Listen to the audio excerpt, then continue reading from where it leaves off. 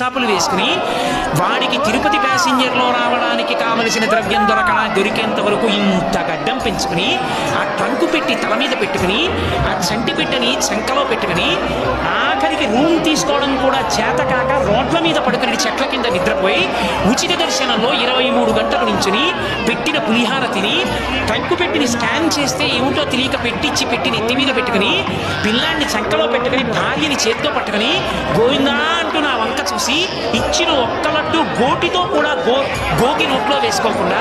ఇంటికి పట్టుకెళ్ళి మళ్ళీ తను పూజ చేసి ఆ ఉన్న లడ్డులో అందులోనే మళ్ళీ కాసిని ఏదో పేలాలు కలిపి శనగపప్పు కలిపి ఓ పళ్ళెల్లో పోసి నలుగురికి పంచిపెట్టి అప్పుడు తాను కళ్ళకద్దుకు తిని గడ్డం చేసుకున్నవాడున్నాడే ఆ అమాయకుడైనటువంటి భక్తుడు పరమ ధార్మికంగా తనకున్న 2 ఎకరాలతో బతుకుతున్నవాడున్నాడే వాడు తెచ్చిన హుండీలో వేసిన పావలా కాదు వెతుక్కు తీసుకుంటానట